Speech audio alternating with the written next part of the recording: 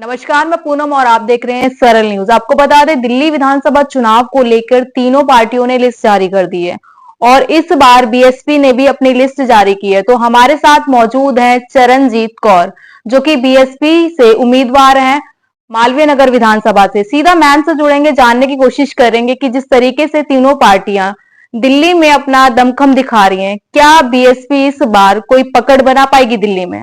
Ma'am, बहुत बहुत स्वागत है आपका सरल न्यूज में। क्या लग रहा है इस बार। देखो, हर पार्टी अपनी पूरी कोशिश करती है जीतने की। जी। हम तो किसी को ये नहीं कहेंगे वो काम कम कर रहे हैं, काम ज्यादा कर रहे हैं। जी। लेकिन मैदान में उतरने के लिए हमें अपनी क्षमता समय समय से ही दिखा पाएंगे, क्योंकि काफी देर बाद हम अभी एक्टिव हुए हैं इस विधानसभा में, दिल्ली की विधानसभा में। लेकिन अच्छा रिस्पांस मिल रहा है। क्यों? क्योंकि मैंने 10 साल आम आदमी पार्टी में काम किया था और मैंने अपनी पकड़ काम करके यहाँ बनाई है। तो फिर वो फेज उनके लिए नया नहीं है बीएसपी के लिए।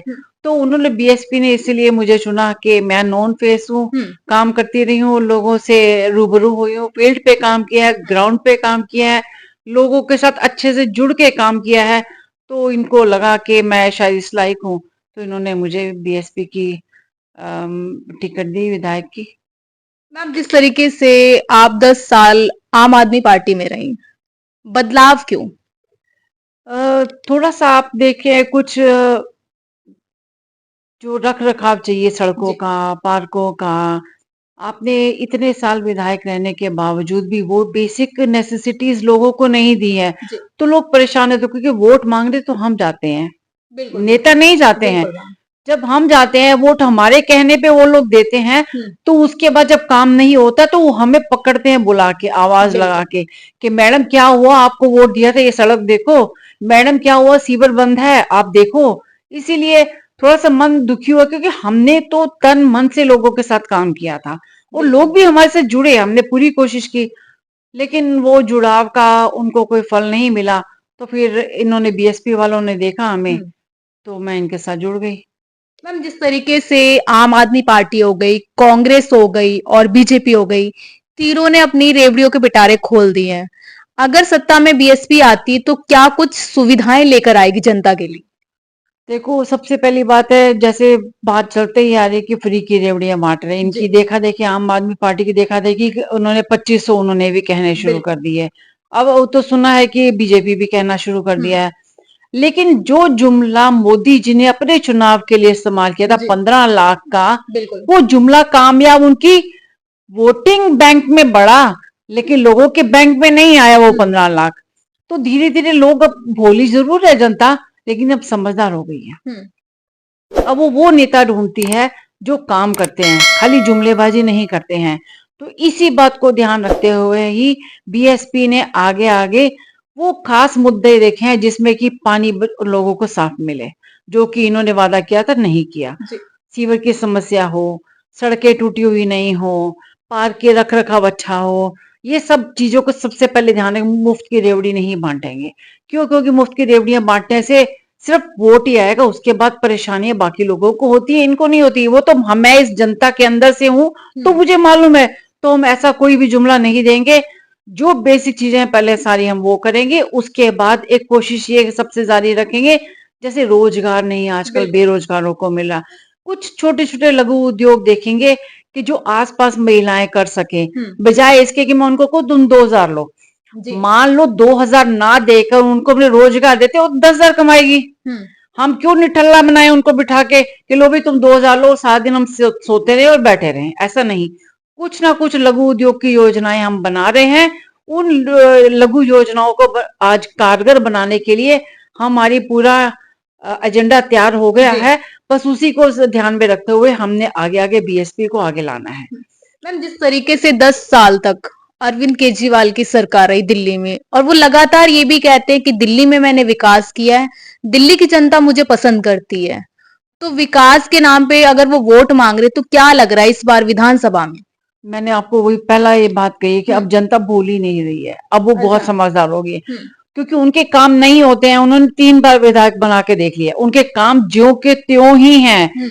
हर बार वादा किया जाता है कि ये करेंगे ये करेंगे, तीसरी बार वो वादा नहीं देखेंगे। अब अब वो यही चाहते हैं क्योंकि हर बार ये बोलते हैं कि हमें बीजेपी काम नहीं करने दे रही है, हमें बीजेपी काम नहीं करने दे रही है, ये है वो है। ऐसा नहीं है, सब कुछ सब काम में इनको इतना फंड मिलता है कि ये सारी चीजें कर सकते हैं। बस एक थोड़ी सी नियत में थोड़ी सी गड़बड़ जब हो जाए तब उन चीजों को अनदेखा कर दो और अपना ही सिर्फ सोचो। जनता के सुबह से आप मॉर्निंग में भी यूज टूथब्रश, टूथपेस्ट में टैक्स लगना शुरू होता है, रात को सोने वक्त एक एक प्रोडक्ट पे टैक्स लगता है। वो टैक्सेस ही तो है जो तुम जनता की चीजें सुविधाएं उपलब्ध कराओगे। उन टैक्सेस को सही जगह यूज करो ना, आप अपने बैंक क्यों भर रहे हो। मैम, जिस तरीके से अभी एक मुद्दा उठा था संविधान को लेके कि संविधान खतरे में है, और लगातार जिस तरीके से अमित शाह ने जो बयान दिया था बाबा साहब अंबेडकर को लेके, तो तीनों पार्टियां ये कह रही थी कि हम संविधान के हितैषी हैं। क्या लग रहा है, कांग्रेस, बीजेपी, आम आदमी पार्टी क्या संविधान का मुद्दा उठाकर भोली वाली जनता को अपनी तरफ लेना चाहती है? हाँ, लेना चाहती है। जहां तक देखा जाएगा, मुझे तो, मैं ऐसे शब्द इस्तेमाल करें, किसी ने भी पूरा संविधान नहीं पढ़ा होगा। इतनी मोटी किताब पढ़ने के लिए समय चाहिए होता है, दिल दिमाग चाहिए होता है, तो संविधान पढ़ा जाता है। उस संविधान के एक एक लाइन को जब पढ़ के आप उतारोगे ना, तब हमें पता लगता है कि हमने राजनीति कैसे करनी है। तो ये संविधान के मुद्दे सिर्फ उठा उठा के जनता को बुद्धू बनाते हैं। अब तो जनता इतनी समझदार हो गई है, कुछ हैंडी बुक जो लेके हाथ में घूमते थे कि वो वही हैंडी बुक हमें अवेलेबल हो जाए तो हम भी देखे संविधान पढ़ के। मतलब जनता के दिमाग में इन्होंने डाला। जब वो ये संविधान पढ़ेगी आम जनता, तो आप सोचो कि इनको वोट आगे मिलने कैसे हो जाएंगे, किन मुश्किलों से सामना करके उनको वोटिंग मिलेगी। ठीक है, संविधान का मुद्दा उठा के एक वोटिंग बैंक इकट्ठा कर सकते हैं, लेकिन अब पढ़े लिखे सब बच्चे हैं, सब समझदार हैं। आप ओल्ड लेडीज भी घर में बैठ के संविधान की बात करती है, मुझे किताब ला देना, किसी की दादी बोल रही थी, मैं देखूं क्या संविधान पढ़ना है। जागरूक हो रही है। हाँ, अब जनता जागरूक हो रही है, अब उनको बुद्धू नहीं बना सकते। अब वो पार्टी की बजाय ना नेता को ढूंढ रहे हैं कि जो उनका काम करे, जो उनके संपर्क में रहे। तो उन्हीं चीजों को ध्यान रखते हुए शायद बीएसपी ने हमें कोशिश की, क्योंकि मैं तो जनता के बीच में ही रहती हूँ और मैं रहना ही नहीं मैं चाहती हूँ कि अब मैं भी 60+ हूँ, तो मुझे मालूम ही है कि चीजों का कैसे कैसे मुश्किलों का सामना बच्चे करते हैं, उनकी माएं करती हैं, उनको कमाने के लिए कैसे परेशान होना पड़ता है। जब काम करते थे, सोशल सर्विस करते, बेचारे 2 बजे रात को मेरे घर में आते थे कि मेरे को ये परेशानी हो रही है। अब जो समर्था हम कर सकते वही कर देंगे, बाकी सीवर तो मैं चेंज नहीं कर सकती हूँ, वो तो वही करेंगे चेंज। मैम, जिस तरीके से अगर बीएसपी पार्टी दिल्ली में अपनी जगह बनाती है, तो क्या लग रहा है जो दलित समाज है उनके लिए कोई राहत होगी दिल्ली में?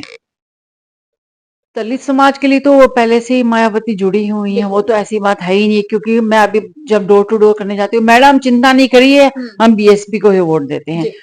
जो बीएसपी के वोटर्स हैं वो कट्टर वोटर बीएसपी के ही हैं। जैसे कुछ अंश बीजेपी का वोटर कट्टर ही है कि बीजेपी में ही रहेगा, और इसके साथ अब बीएसपी में बाकी लोग भी जुड़ने शुरू हो गए हैं।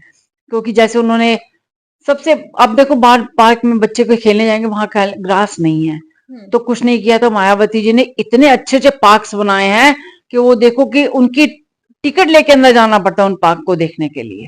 मैम, लेकिन दिल्ली में बीएसपी नहीं है, तो क्या आपके लिए कोई चुनौतीपूर्ण रहेगा? हाँ, चुनौती तो है ही, नो डाउट, इसमें चुनौती तो है ही है। लेकिन ये है कि कोशिश हम जरूर जारी रखेंगे आगे आने के लिए, क्योंकि जब लोग अब थक गए हैं तीनों पार्टियों से।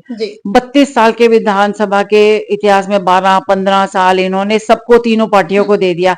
हो सकता है वो अगली बार हमें भी कोई चांस दें, तो हम उनकी उम्मीदों पर खरे उतरे, इसके लिए हम अपने आप को कर्मबद्ध रख के चल रहे हैं। एक लास्ट सवाल, जिस तरीके से महिलाएं, अरविंद केजरीवाल कहते हैं कि महिला वोट बैंक मेरी तरफ है, और कांग्रेस ने और आम आदमी बीजेपी ने भी फ्री का लालच दे दिया है, तो महिला के लिए क्या कुछ नया रहेगा बीएसपी से? देखो, महिलाओं के लिए मैं तो सबसे ऊपर यही बात सोची हूँ कि इनको छोटे छोटे रोजगार दे दिए जाए, ताकि ये 2000, 3000, 2000, 2500 में कुछ नहीं होता है। ये तो कहने की बातें होती हैं। 2-2.5 में मेडिसिन आप लेने जाएंगे बूढ़े लोग, तो उनका 2000 तो उसी में खपत हो जाता है। तो जो मैं रोजगार उपलब्ध कराने, घर में बैठ के छोटे छोटे प्रोडक्ट्स हैं आजकल, कितनी जल्दी इंस्टेंटली चीजें मंगाते हैं लोग, तो छोटा सा खोल के उनको पैकेट्स बनाना शुरू करवाएं, इनको रोजगार दें, दाल मसाले वगैरह पैकेट्स में बांध दे, ताकि जल्दी जल्दी उपलब्ध हो जाए, जल्दी जल्दी लोगों की जरा कितना जोमेटो काम कर रहा है, इन नाम मैं लेना चाहती। हम्म। तो ऐसी एक मोहल्ले की ही छोटी छोटी चीजें बना देंगे ताकि मोहल्ले में एक ग्रुप बना के वही लोग वहीं से मंगा ले चीजें। ठीक।